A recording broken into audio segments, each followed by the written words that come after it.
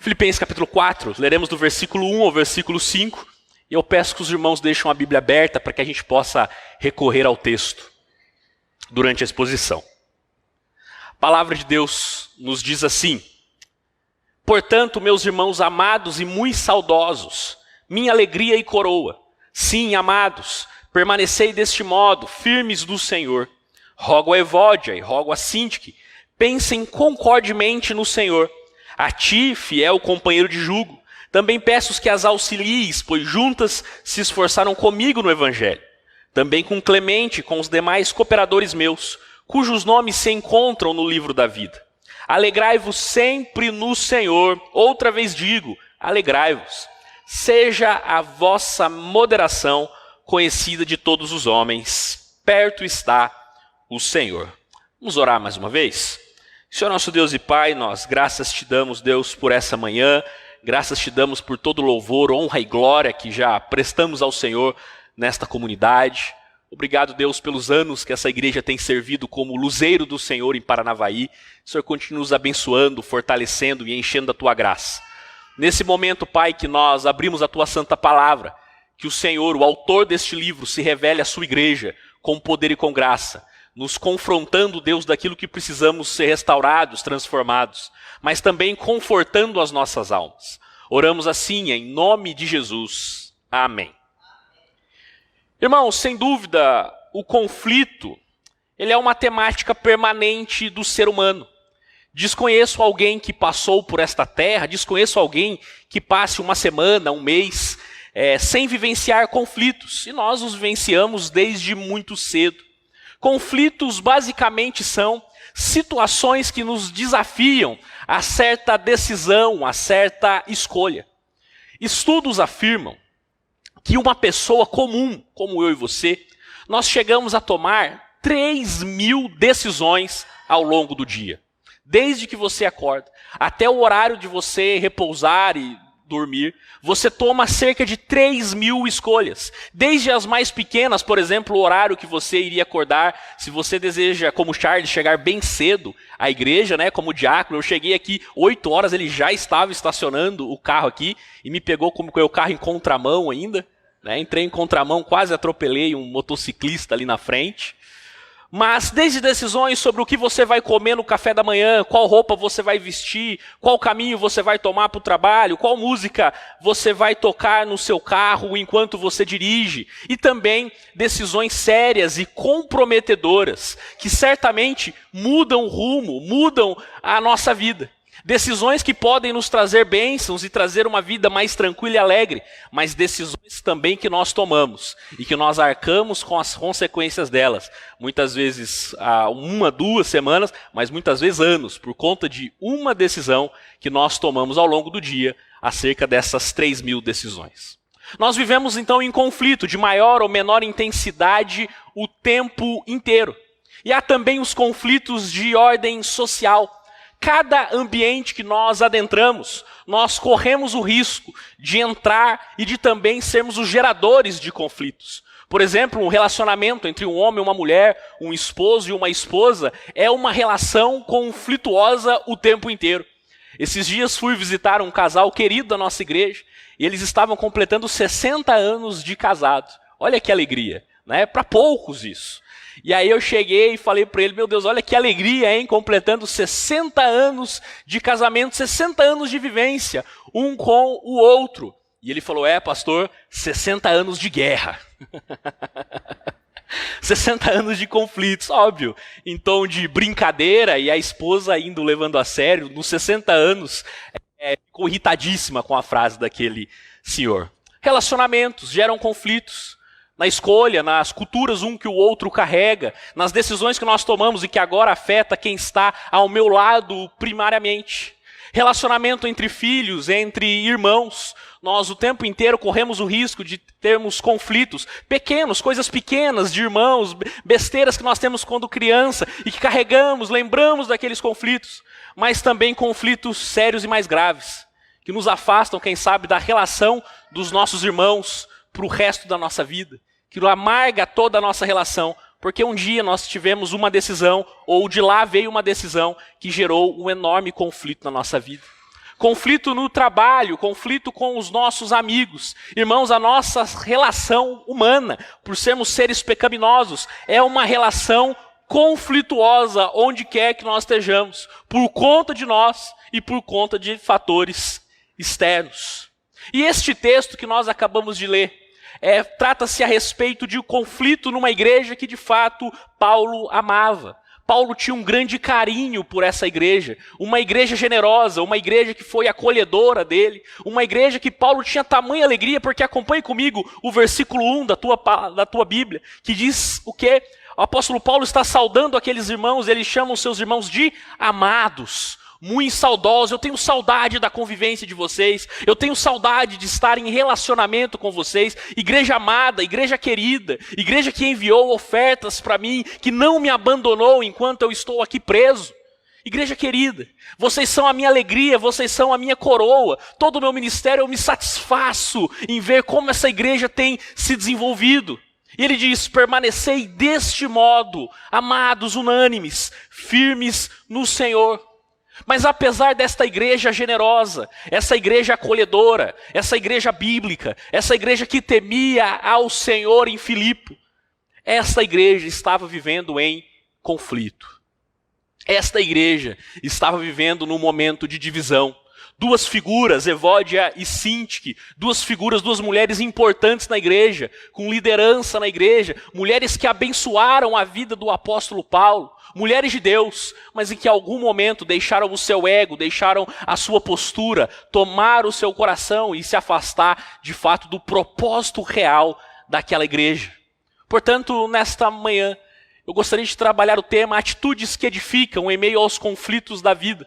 Quando o apóstolo Paulo identifica os conflitos dessa igreja, ele traz então algumas recomendações a ela, para que eles possam cessar aquele problema, cessar aquela divisão, cessar aquela dificuldade. Porque muitas vezes, irmãos, os conflitos podem sim são bênçãos na vida da igreja, não é, pastor Arão?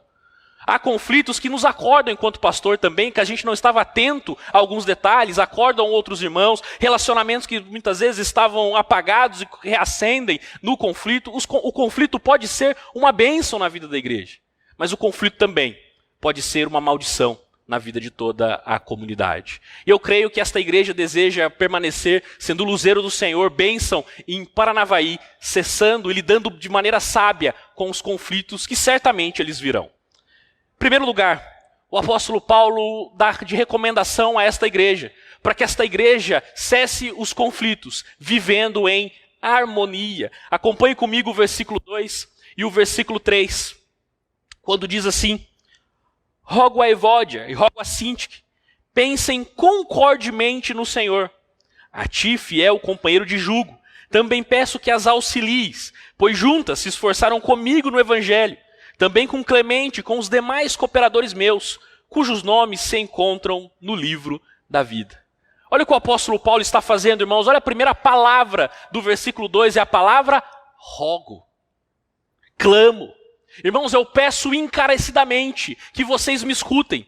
Se vocês me amam, se vocês amam a minha palavra, se vocês compreendem a importância, a relevância que eu tenho na igreja de vocês, na igreja de Filipe, Paulo está falando: eu rogo a vocês, eu clamo, eu peço para que vocês me escutem, entendam agora a importância do que eu vou dizer. Evódia e Sintique eram membros relevantes, membros ativas da igreja, membros líderes na igreja, como o próprio Paulo falou, membros que se esforçaram com ele na propagação do evangelho. Mulheres de Deus, mulheres tementes ao Senhor, que gastaram a sua vida em nome do evangelho, e Paulo as chama pelo nome. Paulo as conhecia muito bem. Quando Paulo prega o evangelho em Filipe, foram essas duas irmãs que o ajudaram a se manter firme, atuante, vibrante na pregação do evangelho naquele local. Portanto, o problema dessas irmãs não era um problema teológico. Elas compreendiam bem a doutrina, elas compreendiam bem a palavra de Deus, o entendimento a respeito de Jesus Cristo. O problema dessas irmãs era relacional. O problema dessas irmãs era a relação uma com a outra. Ambas tinham uma concepção, um entendimento intelectual correto sobre Cristo, mas na prática estavam deixando o seu ego falar mais alto. Na prática, estavam deixando os seus desejos e vontades falarem mais alto do que a uniformidade do corpo de Cristo. Quem sabe, uma irmã, Evódia ou Sintique, se achava mais no direito que a outra. Quem sabe, uma achava que a igreja deveria ser da forma que ela pensava. Quem sabe, uma dessas irmãs era mais velha que a outra e achava que a mais nova tinha que se submeter à autoridade, tudo que aquilo que a outra dissesse. Quem sabe, aquela também que por ser mais nova se achava mais inteligente, mais relevante, mais contemporânea e achava então que a irmã mais velha tinha que se submeter e ficar quietinha porque ela já estava ultrapassada. Enfim, a questão que Paulo trabalha aqui é que ambas irmãs tinham o seu grupo que mais estavam criando divisão, fofoca, intriga, do que temor, santidade e sabedoria. Pergunto: o que eu gero no corpo de Cristo? O que eu gero na IPB de Paranavaí? O que eu gero nesta cidade? Temor, santidade, sabedoria, o que a minha vida inspira com o nome de Deus? Ou a minha vida é relembrada como, aquele irmão é fofoqueiro, cuidado com o que ele fala não se escreve, intriga, discórdia. O que nós temos relevado com a nossa vida? Muitas vezes, irmãos, isso acaba acontecendo muitas vezes de forma até genuína no nosso coração, mas nós queremos impor os nossos gostos pessoais na igreja. Os mais jovens querem de um jeito, os mais idosos querem de outro, as mulheres assim, o homem é assado. E conforme o meu grupo, quem sabe o meu grupo é um grupo de maior relevância, um grupo de maior quantia de pessoas, um grupo com mais presença na igreja, eu me acho no direito de impor sobre as pessoas aquilo que eu desejo, porque o meu grupo é mais importante. Lembrando que, ainda em Filipenses, Paulo diz que nós devemos colocar sempre o outro acima de nós. A igreja é o único ambiente social que nós estamos aqui para servir quem chega, e não quem chega para nos servir. Qualquer ambiente social que você chega num trabalho, você começa lá como estagiário, o que você vai fazer? Você vai servir os outros. Você vai levar o café, vai tirar o xerox, vai tomar bronca que não é sua, mas você tem que ficar quietinho, vai fazer coisas que não tem a ver com você, ok, mas você está ali. E quem está lá em cima vai só mandar em você. Agora, a igreja é um ambiente o quê? Que quanto mais tempo eu caminho, quanto mais eu amadureço, quanto mais eu cresço em intimidade com o Senhor e mais eu sirvo a minha comunidade, mais servo eu me torno. Mais disposto ao outro eu me torno. Portanto, quem entra, ainda que ele ainda não compreendeu, quem entra como uma pessoa nova na igreja, eu devo estar aqui para servi-lo, porque hoje eu posso ter a maturidade, mas o irmão ainda não a tem. E por isso eu devo trazer na minha igreja essa concepção de andar em harmonia. Quantas igrejas se dividem por não pensar naquilo que o apóstolo Paulo disse, pensar concordemente no Senhor. Grifa essa palavra. Essa palavra, esse termo, irmãos, essa frase, pensar concordemente no Senhor, pode ser traduzido no seu original como vivam em harmonia. Usem a cabeça, usem as suas forças, não para contenda, não para disputa, não para vanglória, não para o nome de vocês. Usem as suas forças, usem o intelecto que Deus os deu, usem as forças, as emoções que Deus os deu para servirem à comunidade, para fazerem a comunidade ser ainda mais unida, para cessar os conflitos diante da tua sabedoria. Pessoa que é reconhecida, que olha, chama aquela irmã, chama aquele irmão para orar, porque quando chega conflito para ele cessa ali mesmo e não joga ainda mais gasolina na fogueira. O irmão de sabedoria, o irmão que o pastor Arão pode contar, porque se chegou ali e quando esse irmão fala para mim é porque algo de fato tem, porque esse irmão não é um irmão de fofoca, não é um irmão de intriga, não é um irmão de disputa, é um irmão que visa o reino de Deus. Amém? Que Deus nos use. Irmãos, quando nós deixamos o nosso ego sobressair a graça de Deus, o que nós colhemos é conflito. Quando nós deixamos o nosso eu falar, o que nós vamos colher é conflito. Não deixe o seu ego, não deixe os seus gostos particulares falarem mais alto do que a palavra de Deus. Deus nos une em comunidade e a Bíblia diz que nós devemos ter um só pensamento, um só sentimento, um só amor. Mas Renan, então quer dizer que a gente não pode discordar um do outro? A gente não pode discordar de uma posição ou outra? Sim, podemos, devemos. E é importante para o crescimento, para a maturidade da igreja. Pensamentos distintos, um complementa o outro. Mas quando a igreja toma determinada posição, eu, enquanto corpo, devo me submeter a ele em amor. E orar, e me incentivar, e me engajar para que dê certo. Porque não sou eu, mas é o Senhor Jesus, o dono da igreja. Amém? Deus os abençoe. Olha o versículo 3. Nesse momento, no versículo 2, Paulo fala a Aivode e Sintique. Ele pede a essas irmãs, olha o que eu estou falando, eu estou pedindo encarecidamente, parem com isso. Deixem de lado esse problema que vocês estão tornando, essa divisão entre vocês. E agora Paulo roga à igreja, aos colaboradores, aos cooperadores, à comunidade. Olha o que ele diz. Versículo 3.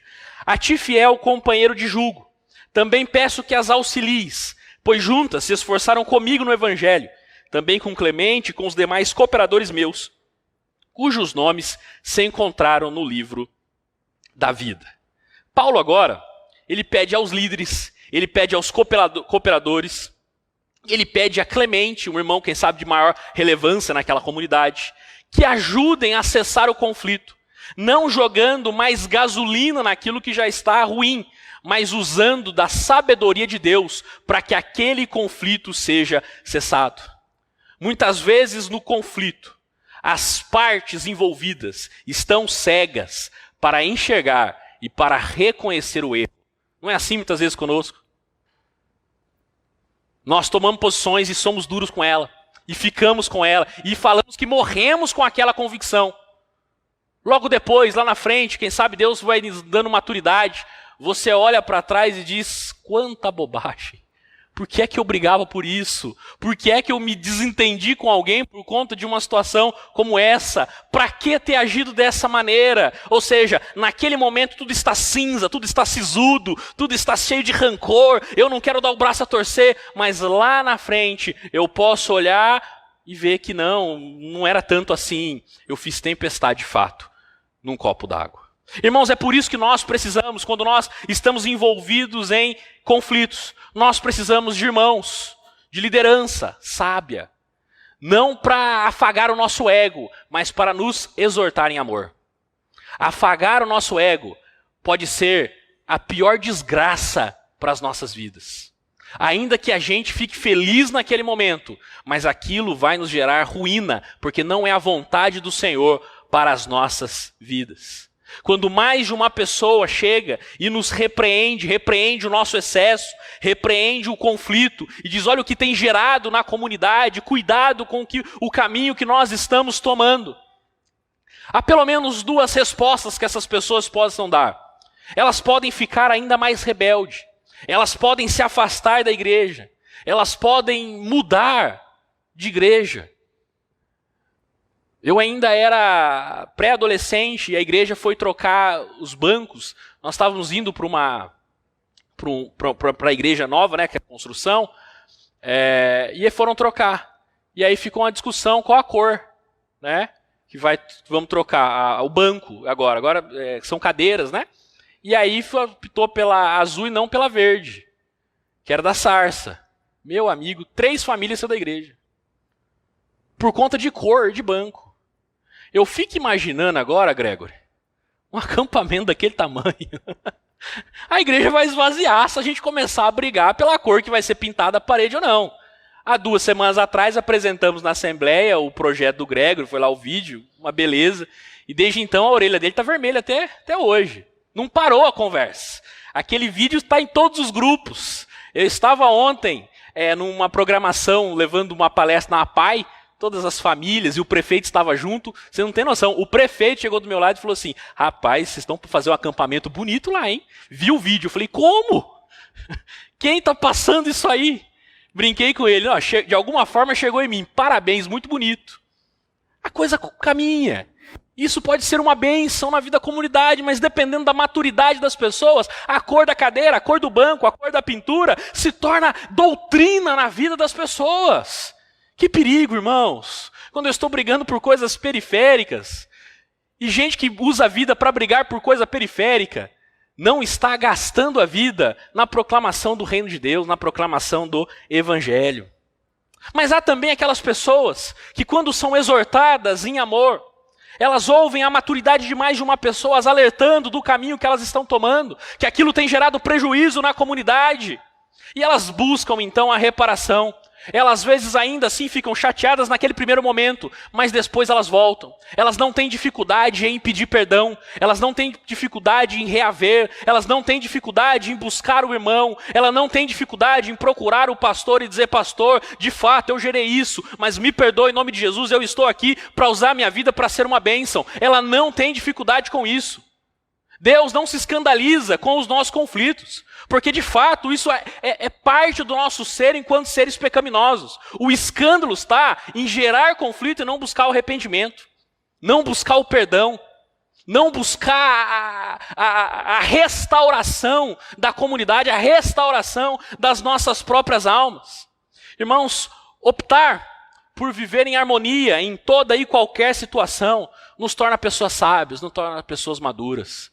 Como é bom conversar com gente sábia, gente experiente, gente que a vida não lhe deixou mais ranzinza, mais amargurada, mas a vida lhe deixou mais leve, mais sábia. Sabe por quê? Gente assim, quando você chega com conflito, ele já vivenciou aquilo inúmeras vezes. E agora ele tem caminhos, ele tem atalhos, ele tem maneiras para acessar, para acalmar, para confortar o teu coração. Como é bom conversar com gente assim. Quando nós optamos a harmonia, quando nós optamos a palavra de Deus e não o conflito, nós nos tornamos pessoas mais sábias. Por quê? Porque o conflito, ele sempre é carregado de amargura, de rancor, de ódio. Todos eles atributos que não provêm do caráter de Deus. Irmãos, que o Senhor Deus nos use para vivermos a nossa vida em harmonia, para pensarmos concordemente no Senhor, e em alguns momentos dividindo sim opiniões, talvez o azul fique mais belo que o verde, não sei, mas aquilo que seja decidido vai ser usado para a honra e glória do Senhor Jesus. O que nos une não é a cor de nada, o que nos une é o sangue de Jesus Cristo, amém? Glória a Deus. Em segundo lugar, Paulo dá como resposta a isso à igreja, para que eles cessem os conflitos da vida, e eles fazem parte. Paulo dá a resposta que vocês devem exercitar a alegria no Senhor. Ele diz: alegrai-vos sempre no Senhor. Olha que interessante. Alegrai-vos sempre no Senhor. Outra vez digo, ou seja, estou afirmando novamente para vocês: alegrai-vos. Apesar do atrito entre Evódia e Sintique, que certamente deixou o clima nos bastidores da igreja meio complicado, meio difícil, ninguém sabia quem sentava com essa irmã, quem conversava com a outra, a coisa ficou meio complicada. Paulo exorta agora aqueles crentes a viverem uma atitude de alegria em meio à contenda, o que talvez pode parecer impossível. Paulo, como assim eu vou me alegrar no meio do conflito? Como assim eu vou me alegrar no meio da tristeza, no meio da dificuldade de ver pessoas irmãs, pessoas tão maduras no Senhor agora gerando conflito uma com as outras? Mas Paulo diz e responde que uma das maneiras de nós cessarmos o conflito, onde quer que nós estejamos, é aprendermos a desenvolvermos alegria sempre no Senhor. Desenvolvermos um coração alegre no Senhor, ultracircunstancial. E esse verbo, irmãos, esse verbo alegrai-vos, ele tem pelo menos 3 curiosidades que podem nos fazer o texto ainda mais rico e nos mostrar o que de fato Paulo queria com esse ensino. Em primeiro lugar, esse verbo está no tempo presente, ou seja, a alegria no Senhor não é algo exclusivo de quando nós vamos à igreja. A alegria no Senhor não é um momento alegre de domingo pela manhã, de domingo à noite. A alegria do Senhor deve ser buscada todos os dias, em todo tempo, em toda e qualquer situação na nossa vida. Esse está no tempo presente, em todo local que eu estiver. Ali a alegria do Senhor deve estar comigo. Ali a alegria do Senhor está ao meu dispor. Qualquer ambiente que você estiver, ali a alegria de Deus é ambiente para ser frutificado, florescido através da sua vida. Porque quando eu compreendo que a minha vida, e não simplesmente o que eu faço dominicalmente, quando eu compreendo a minha vida como um culto, Tudo que eu estou fazendo, tudo que eu estou falando, tudo, a maneira como eu estou agindo, a maneira como eu estou até pensando, ela é um culto que deve ser agradável a Deus. Irmão, não há espaço para fofoca, não há espaço para contenda, não há espaço para disse-me-disse. Esses dias um diácono me contou algo que eu achei, no mínimo curioso, mas triste, né, no fundo. Diz que duas irmãs estavam conversando na porta da igreja, e aquele bate-papo, né, das irmãs ali, tratando da agenda da igreja. E daqui a pouco uma irmã falou assim, eu preciso te contar algo, mas vamos sair ali para fora um pouquinho? E ela saiu ali para fora, elas eram 3 passos da porta da nossa igreja, o Barão foi lá, tem ali onde o pessoal fica tomando café, né, era na porta. Ela estava do lado de dentro do templo e ela saiu, deu 3 passos pro lado de fora. E ali ela abriu a mala e começou a desgramar a vida da igreja, da irmã que estava dirigindo o trabalho e tudo mais. O que essa irmã pensa?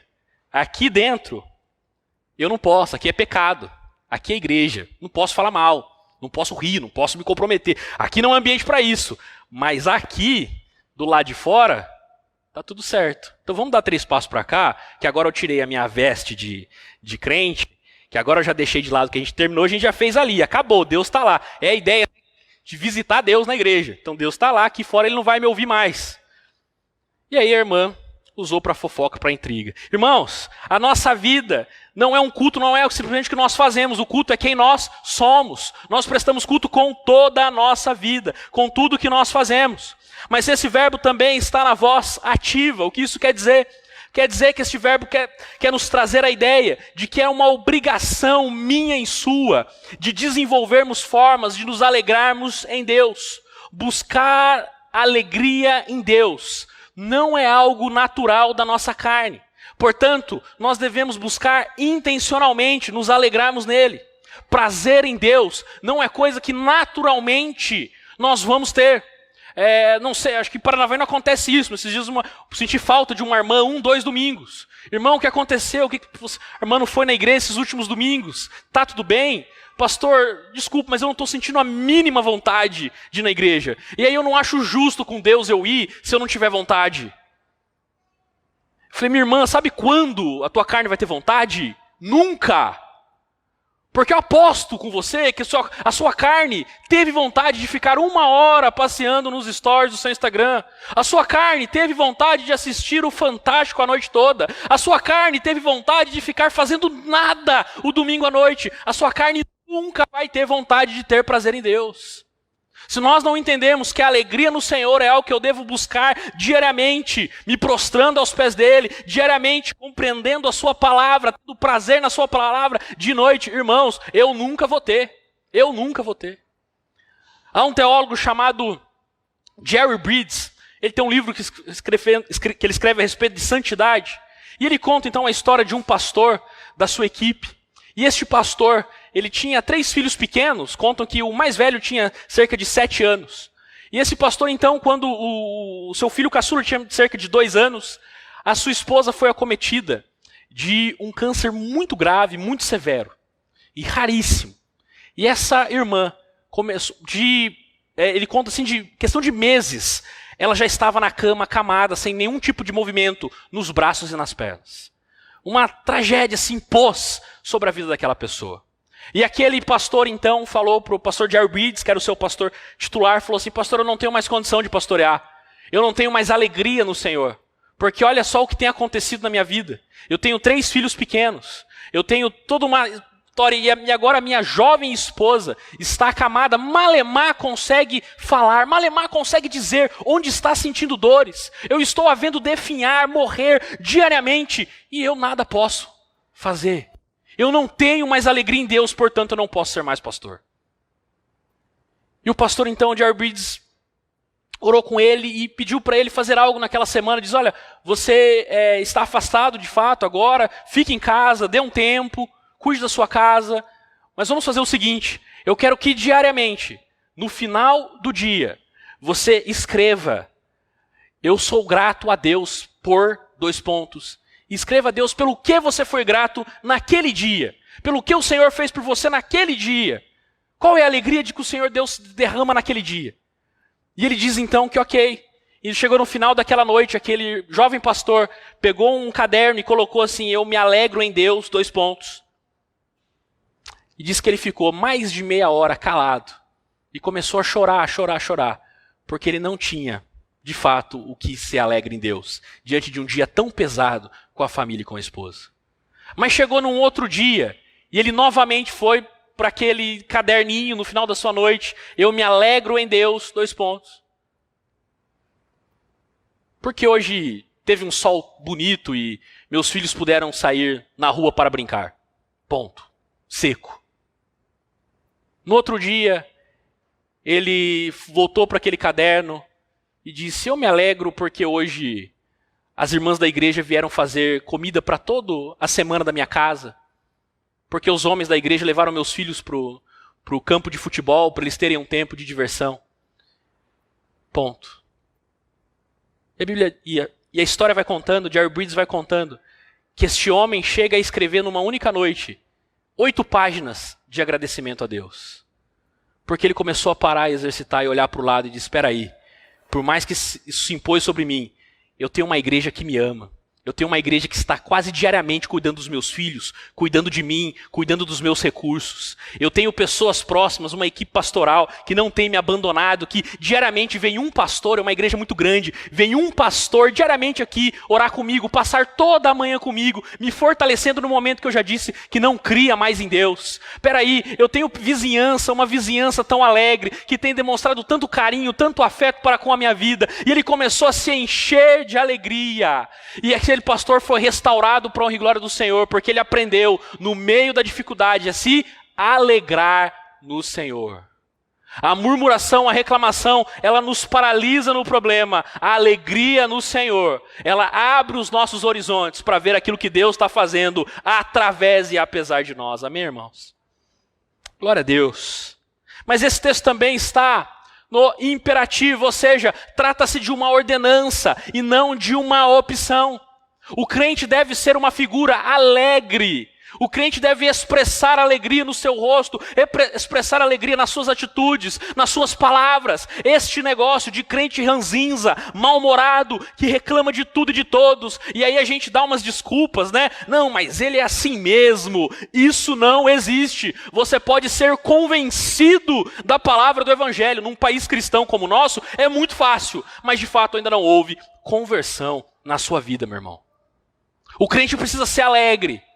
O crente precisa dar escolhas. O crente precisa trazer coisas boas. O crente não é aquele que faz de um copo d'água uma tempestade. O crente é aquele que abençoa, que encoraja, que fortalece. O crente é aquele que mesmo quando alguém erra, falha, ele não vai lá e expõe o dedo. Ele não vai lá, tira uma foto, manda para o pastor Arão. Ele é aquele que diz: dá a mão, eu sei o que é estar caído, eu sei o que é estar dessa forma. Vem cá, meu irmão, olhe para mim, caminhe comigo. Suporta a dificuldade uns dos outros. Este é o crente.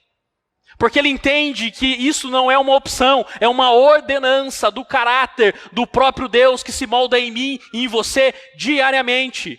Meu irmão, a cada ano, a cada dia que passa, mais moldado pelo Senhor, eu e você devemos estar. Mais cheios, mais alegres, mais completos, mais plenos do Espírito Santo, nós devemos nos tornar. Alegrar-se é uma ordenança, porque Deus sabe que quando nós o buscamos, Deus sabe que quando nós buscamos meios e formas de nos alegrarmos nele, ele se revela a nós com poder e com graça.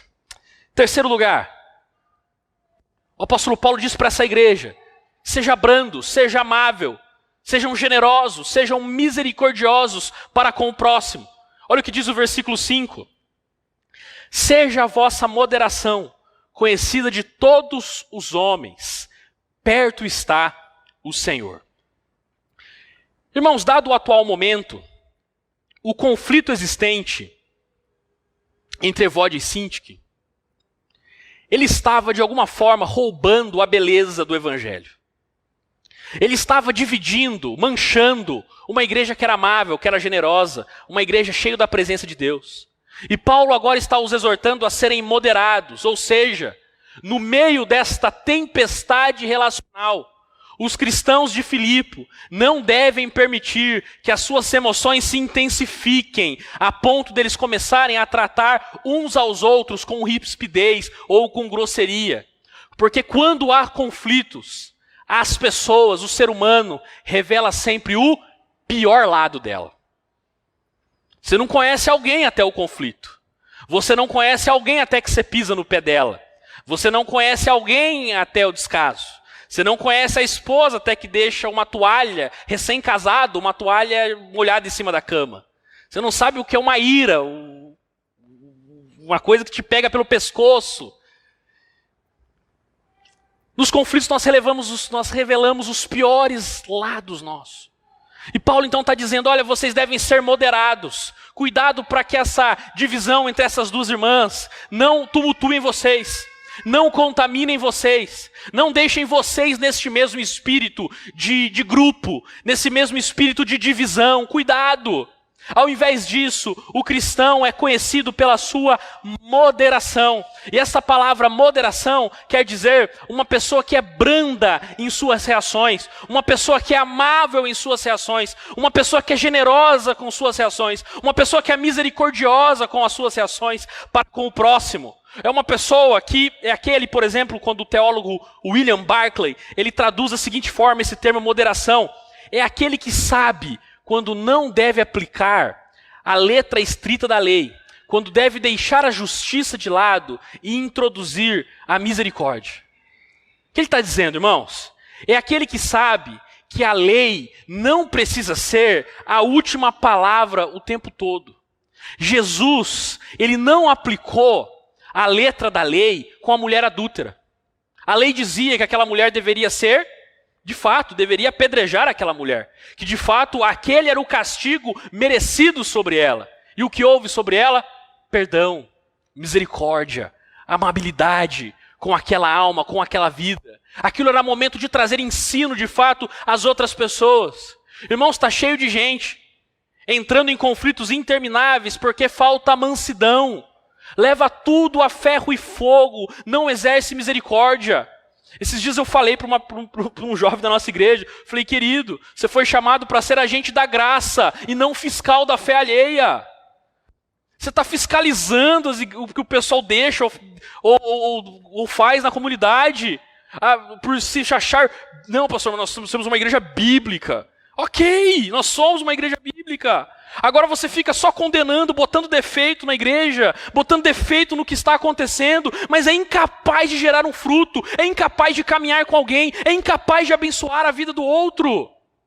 Nós não fomos chamados para sermos fiscais da igreja, nós somos chamados para ser agentes da graça, agentes da misericórdia. Nós estamos aqui para ser fortalecidos pela palavra, fortalecidos pelo que o Senhor está fazendo, para sermos enviados como agentes da graça de Deus, na sua casa descrente, no seu ambiente de trabalho descrente, na sua universidade, na sua escola, onde você ali estiver, ali está um agente da graça, um agente da reconciliação com o Senhor. Cuidado para que essa falta de mansidão, mas comigo não foi assim, comigo não houve misericórdia, pastor, ok. É chance de demonstrar na prática a misericórdia com o próximo, a chance de mostrar na prática a maneira bíblica e cristocêntrica de tratar de fato o pecado, a dificuldade de um irmão. Cuidado, irmãos, nós estamos muitas vezes trazendo inúmeros conflitos na nossa vida por conta de coisas pequenas no dia a dia. É coisinhas pequenas dentro de casa, uma louça que o marido não lavou, uma situação que a esposa deixou de fazer. A gente já cria-se uma noite de briga, uma noite de conflito por coisa pequena. É um filho que faz uma traquinagem e aí você tem medo daquele filho porque ele fez algo pequeno. Mas se eu não educar, se eu não for rígido com ele, pastor, daqui a pouco vai ser marginal, daqui a pouco vai usar droga. A criança tem 2 anos, irmão. Derrubou o copo d'água e você já está pensando com 20. Estou dizendo que não deve ter educação, rigidez, mas estou dizendo que há momento para tudo, por conta de uma traquinagem, conflito, de modo que a criança tem medo do pai, porque tudo, uma frase mal colocada, um olhar diferente, uma corrida na igreja, uma brincadeira que for feita, vai ser tratado a ferro e fogo. Um funcionário que tem um desempenho abaixo, já opta pela humilhação, já opta pela falta de rendimento, já opta por falar coisas terríveis contra aquela pessoa. É o outro que presencia o pecado do irmão e corre contar para o Arão, ao invés de poder ter estendido a mão naquele momento. Ou às vezes nem pecado, às vezes situações mesmo do dia a dia. O ano passado, final do ano passado, o irmão, nós atendemos, eu e o Rovaldo fazíamos culto na UTI Covid, toda terça e sábado. Nós fazíamos culto para os funcionários da UTI Covid e para o pessoal com Covid. A gente botava aquela roupa toda e ia lá para dentro. Aí um irmão pegou Covid e foi internado, estava na enfermaria. Aí mas estava bem, sabe? Estava tranquilo. Aí ele um dia liga pra gente. E a gente passava nos cultos, porque a gente não podia entrar lá, lembra? No momento você entrava pro culto, saía. Ele liga pra gente, manda um áudio pra mim. Fala assim, pastor, fulano tá aqui, chegou aqui. Eu falei, ô, meu irmão, que pena, tal. Você precisa vir aqui agora orar por ele, tá triste, tá chorando. Eu falei, eu vou, pode deixar. Tem que pedir liberação, né? Hoje não é o dia que a gente vai e tudo mais. Não pode entrar assim dessa forma. Mas vai lá, ora por ele, incentiva ele. Diz, eu também tô aqui, tô melhorando, tô fortalecendo. Eu não, pastor, eu tô constrangido, tô com vergonha de ir lá. É papel seu, é papel nosso, é papel de todos. Ser brando, ser amável, ser misericordioso, estender a mão é papel de toda a comunidade.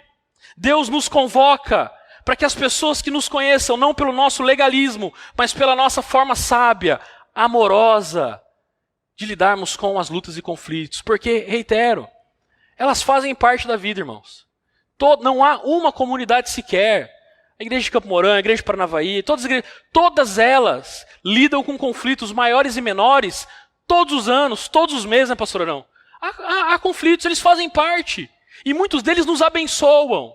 Portanto, se nós temos maturidade, nós temos sabedoria, esses conflitos servem para fortalecer, para fortificar, para fazer o nome de Deus ser ainda mais conhecido, ainda mais belo nos nossos lábios.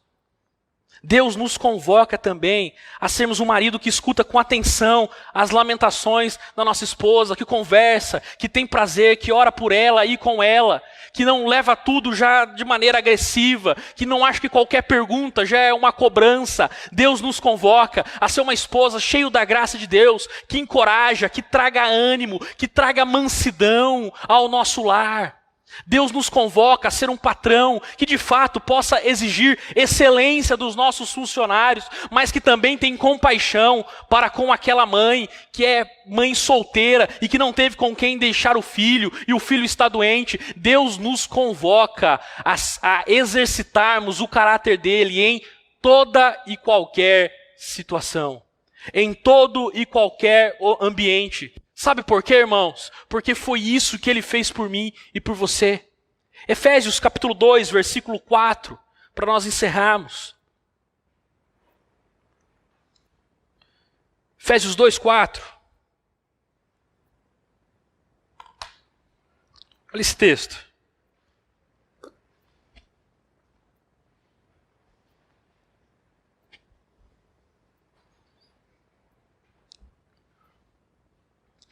Do 1 ao 3, Paulo está dizendo assim, nós éramos filhos da ira, nós éramos filhos da desobediência, nós estávamos mortos em nossos delitos e pecados, nós não tínhamos condição alguma de prover mudança nas nossas vidas. E qual é a primeira palavra do versículo 4?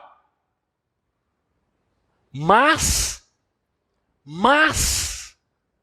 ou seja, apesar da nossa desobediência, apesar de sermos filhos da ira, apesar de estarmos mortos nos nossos delitos e pecados, apesar de vivermos uma vida em contrariedade a Deus, apesar de desonrarmos o nome de Deus com a nossa vida, Deus olhou para tudo aquilo, Jesus olhou para tudo aquilo e disse assim, Pai, mata esse povo, fuzila a humanidade, não deu certo, o Senhor já fez grandes coisas por eles e eles continuam cada vez pior. Foi isso que ele fez? A Bíblia diz que, mas Deus, rico em misericórdia. Ele olhou para aquilo e ele teve misericórdia. A palavra misericórdia, irmãos, é uma palavra em latim, que é uma junção de duas palavras. Miseratio, que é compaixão, cordis, que é coração. Ou seja, traz a ideia de uma paixão partilhada, de uma paixão que inunda o coração, de uma paixão que me move ao encontro. É diferente de pena e dó, que fica às vezes no campo da intelectualidade, mas é uma paixão que me move até a dor do outro, e eu faço da dor do outro a minha, até que a dor cesse. Sabe aquilo que a mãe faz quando o filho está com febre? O filho está com febre, a mãe dorme tranquila? Aqui, está 39 graus, vou dormir, amanhã 8 horas da manhã a gente conversa. É isso que a mãe faz? Que a mãe faz? De meia hora passa lá, dá uma olhada, checa a febre do menino, vê lá que aumentou. O marido tá dormindo, né?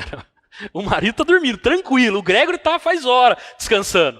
Né? A mãe vai lá, vamos ligar para o hospital, vamos ligar para o médico, vamos chamar alguém, vamos dar um banho, né, para ver se cessa a febre. Enquanto a febre não abaixa, ela não descansa, não relaxa. Até chega a dizer o quê? Eu queria que essa febre estivesse em mim, mas não consigo. Jesus olhou para a nossa maldição e ele conseguia. E sabe o que ele fez? Pegou a nossa maldição e fez dele. Ele se tornou maldito por mim e por você. Ele teve misericórdia, ele partilhou da nossa miséria, partilhou das nossas mazelas. Ele tirou de mim o que eu não conseguiria tirar. E ele depositou sobre si na cruz de Cristo. Sabe para quê? Deus agiu com misericórdia quando nós merecíamos o castigo eterno. Era isso que nós merecíamos. Ele nos amou quando nós o odiávamos, para que hoje nós pudéssemos ser agentes dele, para que hoje o mesmo olhar, a mesma ótica, a mesma maneira que Jesus olhou para mim e para você, todo sujo pelo pecado, todo vivendo uma vida desregrada, desgraçada do Senhor, ele teve misericórdia, ele se encheu de compaixão, para que nós pudéssemos ser transformados, ser vigorados e estivéssemos aqui hoje.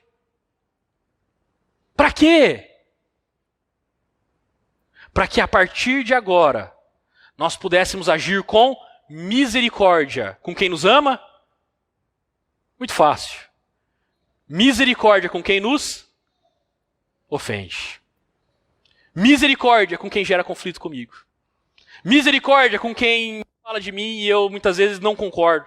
Misericórdia com quem eu às vezes estendo a mão, a pessoa me cumprimenta malemar e entra. Misericórdia com quem diz que o santo não bateu comigo na igreja e a gente parece que não consegue ter uma amizade, e já que ela está assim eu também estou assado, então cada um fica na sua e é isso mesmo. Misericórdia com os não amáveis. Por quê? Eu tenho que ser assim? Porque foi isso que Jesus fez por mim. Para quê? Para que eu pudesse fazer isso em intermédio do meu irmão.